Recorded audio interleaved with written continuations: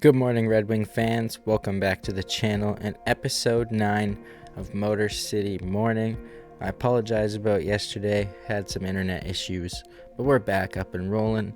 So let's get right into the episode. I got 3 important segments for you guys today. Starting off, we're going to talk about Dmitri Buchelnikov, because these Ivan Demidov talks got me wanting to talk about him. Following that, we're going to look at a 2025 prospect who might be the next Ivan Demidov.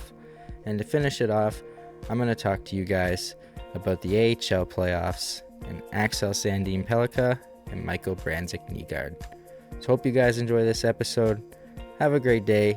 And as always, let's go Red Wings.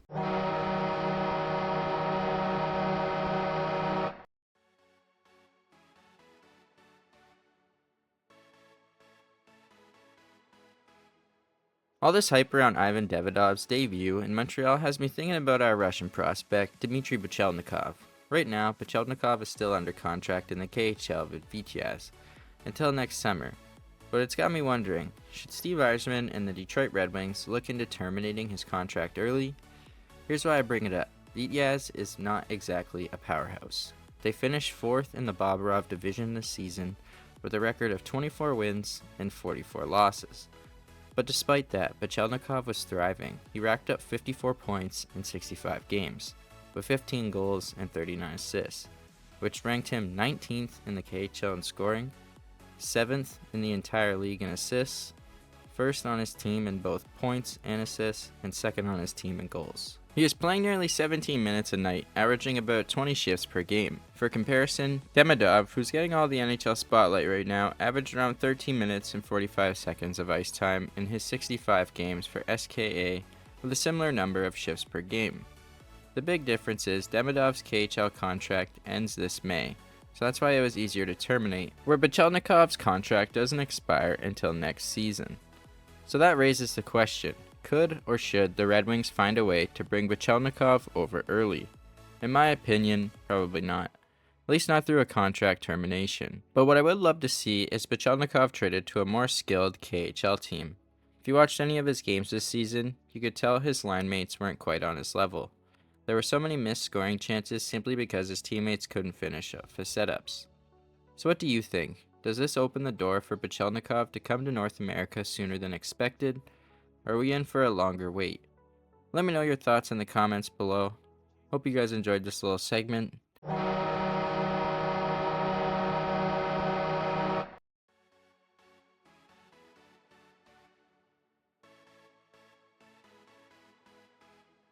Just a couple of years ago, this Russian forward is being whispered in the same breath as Matvei Michkov and Ivan Demidov, the next great Russian star. Flashy hands, ridiculous vision, and a mix of brute strength and pure finesse. At 16, he shattered Mishkov's MHL scoring record with 58 points in 44 games. But now, the once top 5 lock is fighting to stay in the first round. Today, we look at 2025 draft prospect Ivan Rabkin, and if he can still live up to the hype. Born in Russia, Rabkin looked like the next offensive phenom.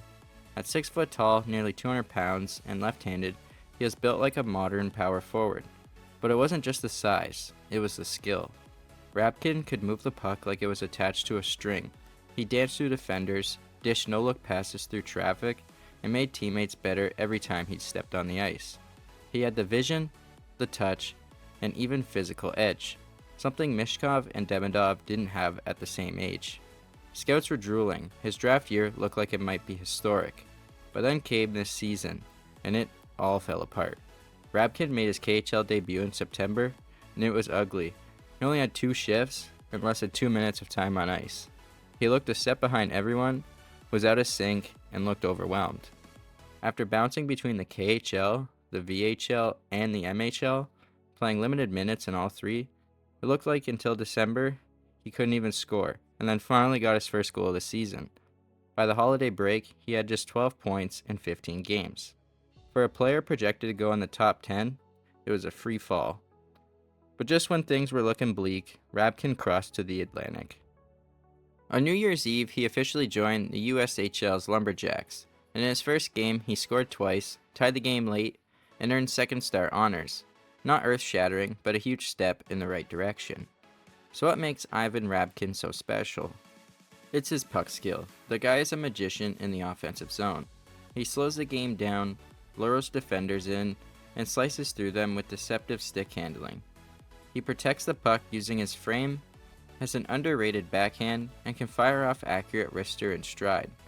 With the puck on his stick, he is one of the most dangerous players in the entire 2025 draft. But here's the problem: the game without the puck. Rabkin's skating is rough, his first few steps lack power, and his choppy stride makes it hard for him to keep pace in transition.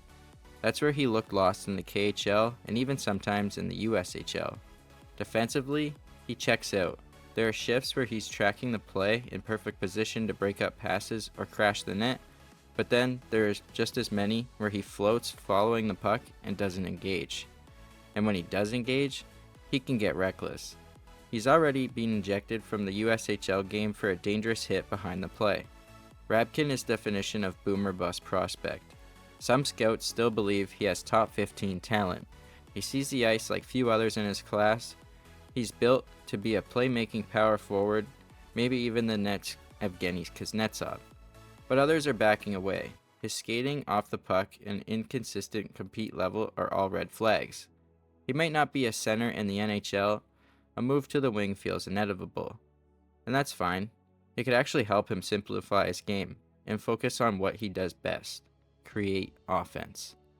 So where will Ivan Rabkin go in the 2025 NHL Draft? Some mock drafts have him slipping into the second round, while others still keep him in the 20 to 30 range, hoping that with the right development, his skill will shine through. One thing is for sure, someone is going to gamble on Rabkin, and if he finds consistency, improves his skating, and commits to playing a full 200-foot game, he could be one of the biggest steals of the draft. But nothing changes. He may go down as one of the most frustrating talents of the 2025 class, or one of the best. But what do you think? Is Ivan Rabkin worth a first-round pick, or is he all flash and no follow-through? Let me know your thoughts in the comments below on this Russian prospect, and if you think the Red Wings should consider taking him at some point in the draft. 8 номер. Нет. Артем Иванов, да. И подходов к воротам Мельчакова не так много. Может, здесь Иван Рябкин получится. Получается. Сколько попыток было, чтобы распечатать Антон Мельчакова. Динамовцы наконец-то сравнивают счет. 17 номер «Динамо». Активно москвичи начали и забрасывают первую шайбу в ворота петербуржцев. Вот так вот. Ну, я думаю, серьезный разговор, конечно, состоялся после вчерашнего поражения. Это поражение. Контратака москвичей опасна. И третья шайба влетает в ворота Чернышова. Причем сложно было технически исполнить бросок по воротам игроку московского «Динамо», но Рябкину это удалось. Савушкин, Рябкин, 1 в 1, здорово, здорово. И на дальнюю делает передачу, это шайба имени Ивана Рябкина. 57-е на бардачку и 30-й гол Артема Иванова в этом сезоне. Прекрасных дам с Международным женским днем. Здесь выход у Артема Иванова. 1-0 получается. И третья шайба в воротах Антона. Включался он, кстати, ассистентом. Вместе с Ильиным будет. Ой-ой-ой, а здесь очень быстрый ответ. Артем Иванов говорит: не в счет, не в счет. И продолжаем играть с разницей в одну шайбу. Сколько прошло-то, я не знаю, секунд 10. Быстро очень разыграли. Ну, раскрылись команды в втором периоде. Пока Рябкин с Ивановым двигаются к воротам Волкова, и становится счет 3-3. От Рябкина передача прошла на Иванова. Посмотрите, какая фантастическая. Вот это начало. Почему-то была уверенность, что покопать не дали, но подбор за «Динамо». Рябкин еще раз. 4-3. Иван Рябкин, добрый вечер. Вот и большинство московского «Динамо». И точка Ивана Рябкина, видимо, тоже есть своя любимая. Атаковал, конечно же, и здесь уже Мельчаков спасает Алмаз. Хороший пас и гол. 2-0 становится счет.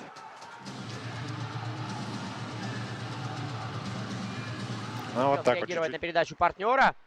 Подбор. Рябкин 1 на 1, как будто бы выход, и шайба в сетке. Шайба в сетке ворот. 6-1. Иван Рябкин. Первая шайба.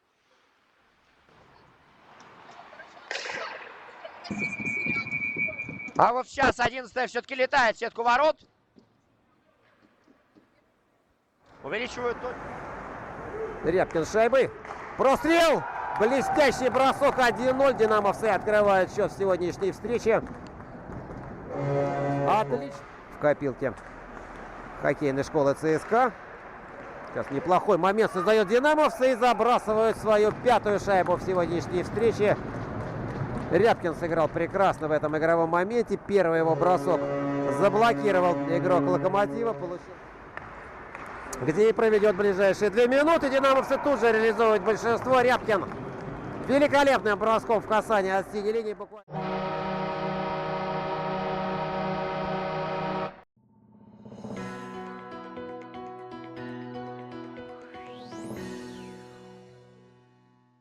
And the Detroit Red Wings announced yesterday that it is official. Axel Sandin Pellikka and Michael Branzik-Nygaard will join the Grand Rapids Griffins for their playoff run.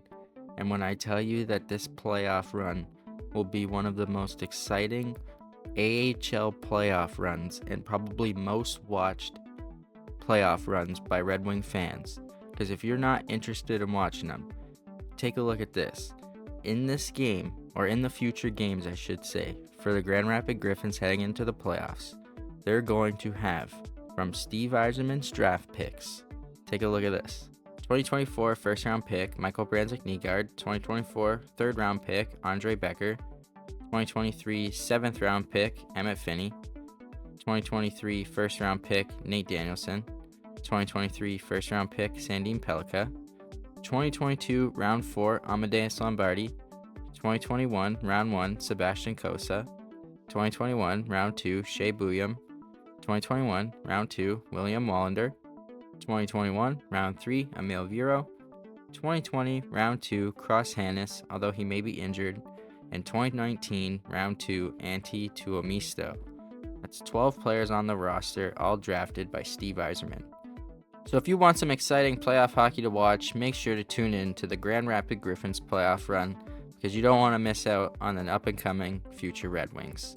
And maybe even if you guys want, I could throw a live stream up on my Reddit, and we can watch the games together.